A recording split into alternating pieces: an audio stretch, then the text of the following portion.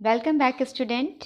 आज मैं लेके आई हूँ 12th अप्लाइड मैथमेटिक्स टर्म 2 का unit 4 chapter 11 M L Agarwal से index numbers and time based data topic. इसमें आपको पता है कि टर्म 2 में इस साल हमें आने वाला है सिर्फ और सिर्फ time based data. Index number already term 1 में आ चुका है। तो टाइम बेस्ड डेटा को हम समझने के लिए कुछ टर्म्स पहले समझ लेते हैं, जिसमें है time series. So the organized series of the data on the basis of any measure of time is called the time series. कोई भी काम करने के लिए एक हम ऑर्गेनाइज्ड वे में करते हैं, एक टाइम पीरियड के अकॉर्डिंगली हम कोई भी काम करते हैं तो वो हमारा आएगा time series. So time series is used in statistic, pattern recognisation, weather forecasting, earthquake predictions, astronomy etcetera. बहुत सारे डिफरेंट फील्ड है जहाँ पे हम टाइम सीरीज़ का यूज़ करते हैं। अब टाइम सीरीज़ के क्वेश्चंस करने के लिए we have some components also. तो यहाँ पे फर्स्ट कंपोनेंट है trend component. First component is trend component. ये क्या होता है?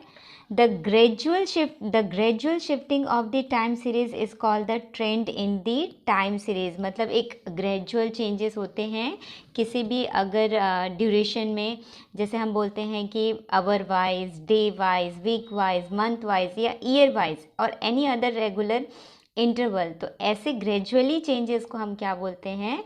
हम बोलते हैं ट्रेंड कंपोनेंट।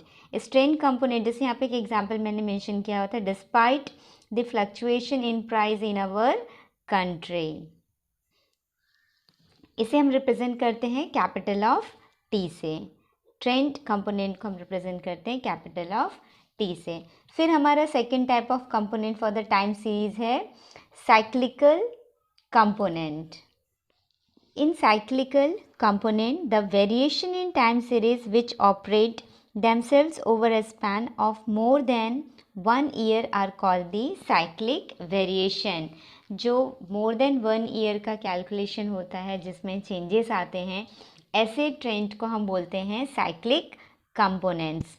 जैसे एग्जाम्पल है rise and fall of the share market. Share market आपको पता है कि किस तरीके से राइजिंग अभी इस साल अच्छा है तो कुछ पल में वो क्या हो जाएगा, चेंज हो जाएगा। और उसमें काफ़ी डिफरेंस भी होता है, कभी एकदम से सडन ऑफ बढ़ भी जाएगा तो कभी मार्केट एकदम डाउन हो जाएगा। साइक्लिकल कंपोनेंट को हम रिप्रेजेंट करते हैं कैपिटल ऑफ सी से। थर्ड कंपोनेंट है टाइम सीरीज का सीजनल कंपोनेंट। सेकंड था साइक्लिकल कंपोनेंट, थर्ड है सीजनल कंपोनेंट। इसमें क्या होता है? Many time series shows a regular pattern over 1 year period. तो many time series shows a regular pattern, मतलब सीजन से ही नाम पता चलता है कि सीजनल। आपने बहुत सारे, अभी जैसे कि विंटर का सीजन चल रहा था तो वुलन क्लॉथ की कितनी डिमांड थी, है ना। तो ऐसे फिर गीज़र का, गर्म पानी करने के लिए गीज़र का इस्तेमाल बढ़ जाता है। तो ऐसे सीजनल कंपोनेंट होता है जिसमें मार्केट में डिफरेंस पता चलता है। जैसे इन समर अगर हम ले तो sales of ice cream, cold drinks, ये सारे बढ़ जाते हैं। In winter woollen clothes, geyser जैसे मैंने बात करी तो ये सारे बढ़ जाते हैं। इन फेस्टिवल सीजन देखो तो क्रॉकरीज, कैंडल्स, एज पर दी, मतलब फेस्टिवल दिवाली हो तो कैंडल्स, डेकोरेटिव आइटम्स, ये सारे बढ़ जाते हैं। तो वो सारे हमारे डिफरेंस को, ऐसे टाइम सीरीज कंपोनेंट्स को हम बोलते हैं सीजनल कंपोनेंट। इसको हम रिप्रेजेंट करते हैं कैपिटल ऑफ एस से।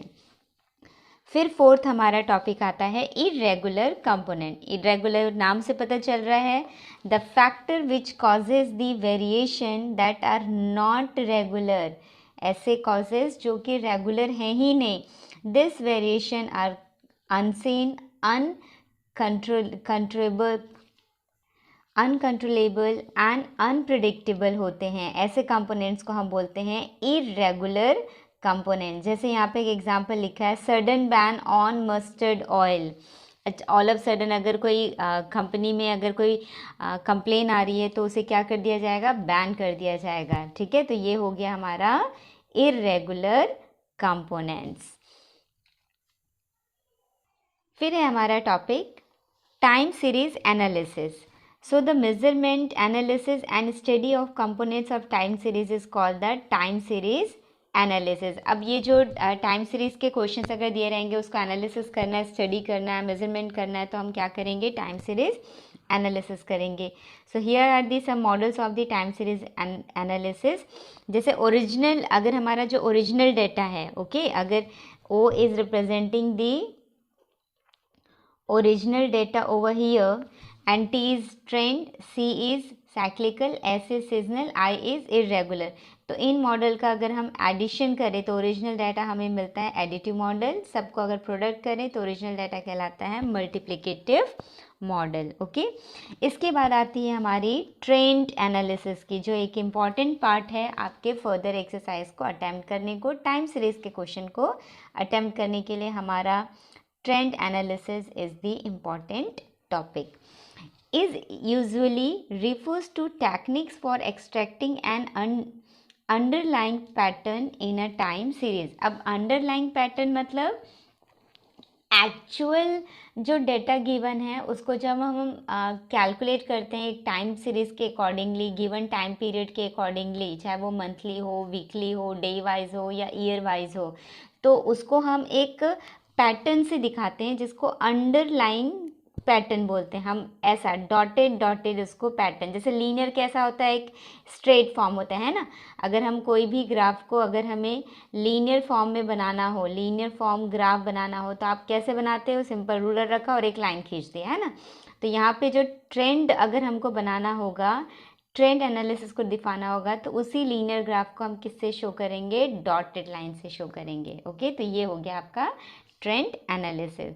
अब ये ट्रेंड एनालिसिस में जो टाइम ड्यूरेशन चेंजेस रहेगा वो कैसा दिया रहेगा, उसके पे थोड़ा सा डिस्कशन करते हैं। That is called the method of moving average, that is for non linear trend. मतलब नॉन लीनियर मतलब एग्जैक्ट स्ट्रेट ही नहीं जाएगा, it can be goes like this way, up and down like this way अगर जाए तो उसको क्या कहते हैं, नॉन लीनियर ट्रेंड के लिए हमारा ये जो मेथड ऑफ मूविंग एवरेज है that is based on just for the non linear trend. Okay, तो अब हम कुछ टॉपिक जो कि स्टैंडर्ड आपके क्वेश्चंस में दिए रहेंगे वो हम बात करते हैं।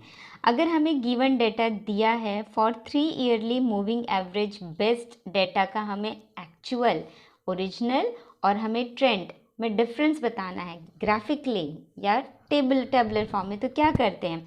So for 3 yearly moving average में क्या करेंगे, जो भी डाटा दिया रहेगा तो first 3 data like x1 x2 x3 add करके डिवाइड बाई 3 करेंगे, फिर कॉमा x2 x3 x4 को ऐड करके डिवाइड बाई 3 करेंगे, फिर नेक्स्ट में क्या करेंगे, x3 x4 और x5 को ऐड करके हम डिवाइड बाई 3 करेंगे। ऐसा चलते जाएगा जब तक कि लास्ट हमारा ऐड ना हो जाए। तो इसे 3 ईयरली मूविंग में तो 3 को पहले ऐड किया, एवरेज निकालने के लिए डिवाइड बाई 3 कर देंगे। ठीक है, सेम एज अगर 5 ईयरली मूविंग एवरेज पूछता है तो आप फर्स्ट 5 डेटा को प्लस करोगे एंड डिवाइड बाय 5 करोगे तो मूविंग एवरेज फॉर 5 ईयर्स मिलेगा। फिर नेक्स्ट के लिए 2nd to 6 तक के डिवाइड बाय 5। इस तरीके से प्रोसीजर जब तक कि लास्ट आप ऐड नहीं कर सकते तब तक कि आप इसको प्रोसीजर करते जाओगे। ऐसे ही एक और भी होता है, 7 ईयर के लिए भी होता है। तो 7 ईयर के लिए you will take the first 7 data divide by 7, next 7 data divide by 7, like that way. ठीक है, फिर हम बात करते हैं कुछ इवन ईयरली। अभी मैंने डिवाइड बात किया था 3, 5, 7 ऑड नंबर ऑफ ईयर्स थे, या मंथली दे सकता है जैसा भी दिया हो। अब हम 4 ईयरली मूविंग एवरेज की बात करते हैं। तो इसमें क्या होगा, first 4 divide by 4, next 4 divide by 4, ऐसा हम करते जाएंगे। लेकिन if the period is even, this is very important line, ध्यान में रखना है आपको। If the period is even, then centered moving average is to be found। तो centered moving average कैसे निकालेंगे, जो भी एवरेज हमने निकाला है स्टूडेंट्स उसका हम लास्ट में क्या निकालेंगे, centered। अब centered का मतलब क्या होता है, like x1 + x2 divide by 2, ये हम उसका centered moving average जब even number of period given हो। तो जैसे 4 ईयर्स के लिए हो या 6 ईयर्स के लिए हो तो उसके लिए हम इस तरीके से नॉर्मल कैलकुलेशन तो करेंगे। जैसे 4 ईयर्स के लिए फर्स्ट 4 का एडिशन करके डिवाइड बाय 4, फिर जो हमारा ट्रेंड आया है उसका हम सेंटर्ड मूविंग एवरेज निकालेंगे। So this is the basic concept of your time series. इस कॉन्सेप्ट पे हम प्रोसीड करते हैं हमारे एक्सरसाइज 11.2 में। Let's see, the first question says calculate the 3 yearly moving average of data. Given रहेगा क्वेश्चन में, डाटा आपको गिवन रहेगा, डाटा को ऐसा टैबुलर फॉर्म में आपको लिख लेना है। ईयर गिवन है हमें 1 to 7 ईयर्स का ईयर है, कैलकुलेशन वैल्यू गिवन है दिस मच। तो 3 ईयरली पहले हम क्या निकालेंगे, मूविंग टोटल निकालेंगे, फिर उसका हम एवरेज निकालेंगे। तो मूविंग टोटल के लिए 3 ईयर्स का कैसे निकालना है बताया था। आप ये फर्स्ट 3 का पहले एडिशन कर लो तो क्या मिल जाएगा, ये 6 5 11, फिर 4 5 9 9 एंड 7 16, फिर आप नेक्स्ट 3 का करोगे 15 5 20, फिर आप नेक्स्ट 3 करोगे तो 15 10 25, फिर आप ये नेक्स्ट करोगे तो आपको ये मिल रहा है एडिशन 31। ठीक है, तो ये हमारा क्या हो गया, हमने 3 का पेयर किया, ठीक है ना, ये 3 का पेयर किया, फिर नेक्स्ट 3 का किया, तो ये हमें उसका 3 ईयरली मूविंग टोटल मिला।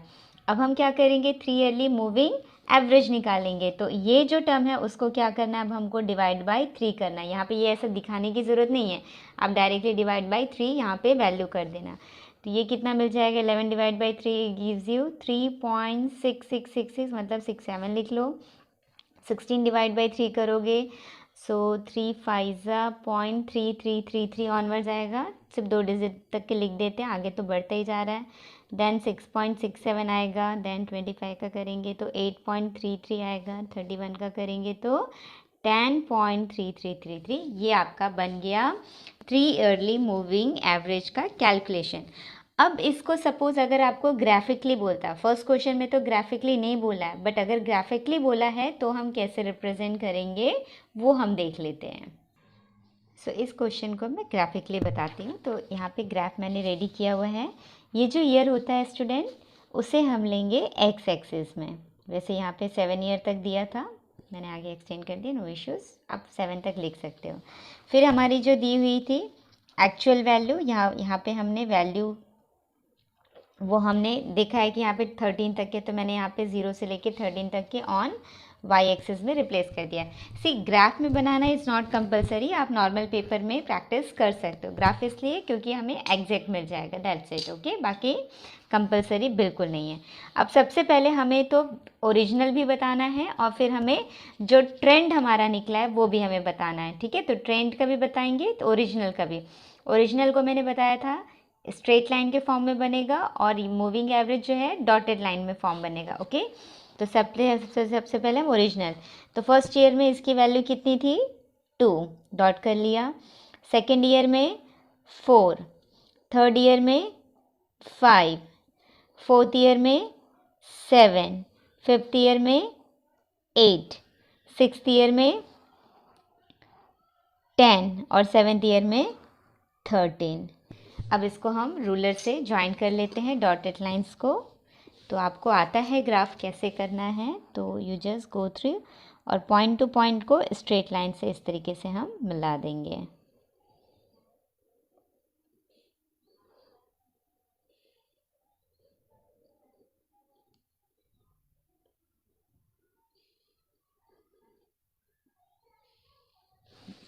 सो ये हमारी क्या मिल गई, ओरिजिनल डेटा, ठीक है। फिर हमें क्या दिया हुआ है, ट्रेंड। अब ट्रेंड भी हम देख लेते हैं कि हमें क्या मिलता है। ट्रेंड जो है कैसे देखेंगे, 3 ईयर्स का, मतलब 1 to 3 के बीच में हमारा 3.67 आ रहा है, तो हम सेकेंड ईयर के कैलकुलेशन में 3.67 मतलब 4 से थोड़ा ही नीचे, ठीक है। मैं इसको थोड़ा डिफरेंट कलर से बना रही हूँ ताकि और क्लियर हो जाए आप लोगों को। तो हमें सेकेंड में बीच में आएगा 3.67। अब हमारा नेक्स्ट क्या आएगा, थर्ड के बीच में आएगा 5.33, तो थोड़ा सा ऊपर की तरफ। फिर फोर्थ में 6.67, तो फिर से 7 से थोड़ा नीचे।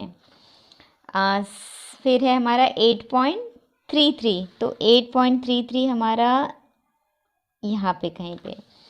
फिर है हमारा 10.33, तो 10.33 यहाँ कहीं पे जाएगा, ठीक है। अब इसको जब आप ज्वाइन करेंगे तो खास ध्यान रखना, ये हमारा ट्रेंड है, इसको हमें स्ट्रेट नहीं करना है, we have to use the dotted line for this. इस तरीके से मैं थोड़ा सा डिफरेंट ले लिया मैंने, ताकि थोड़ा सा आपको क्लियर हो जाए कि ट्रेंड एनालिसिस हम कैसे निकाल रहे हैं टाइम सीरीज़ में।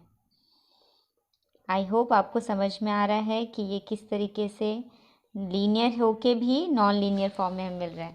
तो आपको ये इस तरीके से डॉटेड लाइन दिख रही है स्टूडेंट, ठीक है। तो यहाँ पे आप डॉटेड लाइन का ग्राफ में ही आप रिप्रेजेंट कर देना कि ये जो आपने लिया था, this one is your actual data, and जो हमने डॉटेड प्रेजेंट किया वो था हमारा trend analysis for 3-year moving average. तो इस तरीके से आपका ग्राफ मिल गया, ठीक है। 3 ईयर पे बेस्ड हम एक क्वेश्चन, वैसे तो आप 3 ईयर बेस पे कर ही सकते हो, फिर भी एक क्वेश्चन सेकंड नंबर ही हम नेक्स्ट देखते हैं। सो सेकंड क्वेश्चन में क्या कह रहा है, the number of letters in 100 posted in a certain city on each day for a week is given as follows. So weekdays Monday Tuesday से लेके पूरा संडे तक दिया है। अब नंबर ऑफ लेटर्स, तो मंडे को कितने लेटर्स इन 100, हाँ ये मतलब 3500 7200 ऐसा है, ओके, इन हंड्रेड्स। तो यहाँ पे इन 100 कर लिया, तो उसको इस तरीके से लिखा हुआ है। तो हमें इसका क्या बताना है, calculate the 3-day moving average and display this graphically. हमें बताना है 3 days, सॉरी ये ईयर नहीं है, यहाँ पे आ जाएगा 3 days मूविंग टोटल। वो 3 years हो या 3 week हो या 3 day हो, कैलकुलेशन सेम रहेगा। तो 3 day मूविंग टोटल पहले निकालेंगे, तो पहले 3 का एडिशन आप फर्स्ट करोगे, है ना, इन तीनों का एडिशन पहले करोगे, तो ये मिल रहा है 141। फिर नेक्स्ट का करेंगे आप तो मिल रहा है 165। फिर नेक्स्ट 3 का करेंगे आप, मिलेगा 157। देन नेक्स्ट 3 का आप करेंगे, आपको मिलेगा 181। और फिर ये लास्ट 3, अब लास्ट वाला ऐड हो गया ना, तो ये लास्ट हो जाएगा 193। अब आपको क्या निकालना है, 3 day मूविंग एवरेज निकालना है। तो 3 day मूविंग एवरेज के लिए क्या करोगे, इस पर्टिकुलर नंबर को डिवाइड बाई 3 करोगे। सो डिवाइड बाई 3 करोगे तो ये मिलेगा 47, ये हो जाएगा 55, ये होगा 52.33, ये हो जाएगा 60.33 और ये हो जाएगा 64.33। अब इसको हमें ग्राफ में प्लॉट करना है। तो इसका ग्राफ फ्रेम करेंगे हम इस तरीके से। वीकडेज को हम लेंगे एक्स एक्सिस में, Monday Tuesday Wednesday Thursday Friday and Saturday Sunday, and number of letters जो दिया है हम लेंगे उसे वाई एक्सिस में। यहाँ पे जैसे हाईएस्ट दिया है 71, तो मैंने यहाँ पे 10 का गैप ले लिया है। आपको जो कन्वीनियंट हो you can go head with this. तो 10 से लेके मैंने 80 तक लिया है। अब पहले हम एक्चुअल वैल्यू देखते हैं। तो मंडे को कितने लेटर्स डिस्पैच हुए थे, एक्चुअली ये 35,000 है, बट चलेगा, हाँ जैसा डेटा दिया आप उसको इस फ्रेम में कर सकते हो। तो 35, सो मंडे को 35, so you will mention over here. Tuesday को 70, वेडनेसडे को 36, थर्सडे को 59, देन फ्राइडे को 62, सैटरडे 60, संडे 71। अब इसको हम मिला देते हैं। आप भी ऐसे शार्प पेंसिल यूज़ करना एंड डॉट टू डॉट मिलाना, ओके।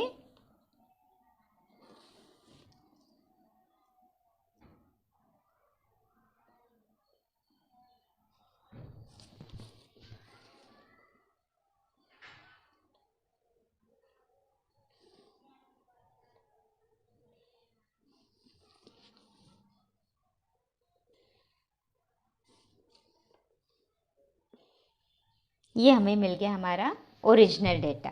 अब हमारा जो 3 day मूविंग एवरेज था as per the given question, उसके लिए अब कैलकुलेट करते हैं। तो ये कहाँ पे आएगा, मंडे ट्यूसडे वेडनेसडे 3 है, तो कहाँ पे आएगा, ट्यूसडे के मीन एवरेज में आएगा। तो ट्यूसडे को कितना है 47,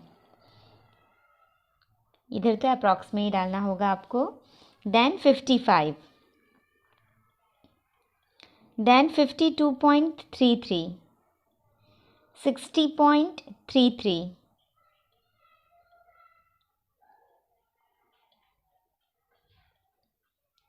64.33। ठीक है, अब इसे आप मिलाओगे, याद रखना ये ट्रेंड है तो कैसे मिलाना है, डॉटेड। यस, जितने बार करेंगे आपको डेफिनेटली ये याद हो जाएगा कि आपको ट्रेंड को मिलाना है डॉटेड लाइन से।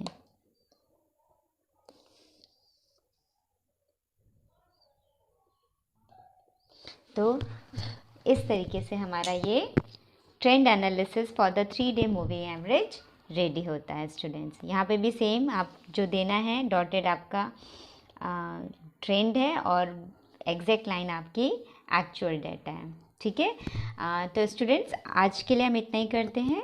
इसके आगे के एक्सरसाइज, आगे के हायर ऑर्डर मतलब मूविंग एवरेज मैं नेक्स्ट वीडियो में आप लोगों के लिए जल्द ही लेके आती हूँ। Thank you for the day.